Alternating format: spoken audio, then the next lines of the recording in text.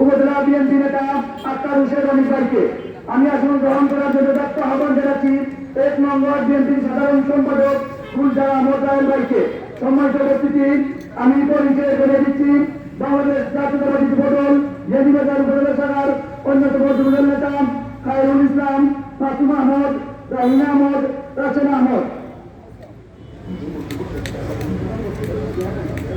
আমি আসন গ্রহণ করার জন্য দত্ত আহ্বান জানাচ্ছি শেহলা ইউনিয়ন বিএনপির সাধারণ সম্পাদক তানভীর আহমদ ভাইকে।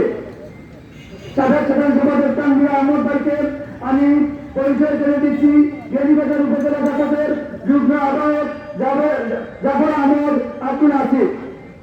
আমি এই পর্যায়ে বক্তব্য নিয়ে আসার জন্য দত্ত আহ্বান জানাচ্ছি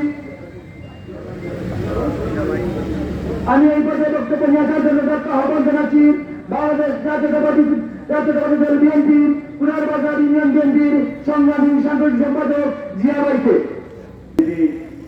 পুরসভার 4 নম্বর ওয়ার্ড কর্তৃক আয়োজিত আজকের এই আলোচনা সভা ও দোয়া মাহফিলের সম্মানিত সভাপতি সাহেব, মঞ্চে উপস্থিত বাংলাদেশ জাতীয়তাবাদী ছাত্র দল সিলেট এলাকার সাবেক সংগ্রামী সভাপতি এবং বর্তমান সিলেট জেলা কেন্দ্রের সংগ্রামী সাধারণ সম্পাদক অ্যাডভোকেট এবার আহমদ চৌধুরী ভাই সহ উপস্থিত বিএনপির জেলা এবং থানা পর্যায়ের নেতৃবৃন্দ, আসসালামু আলাইকুম ওয়া রাহমাতুল্লাহি ওয়া বারাকাতুহু।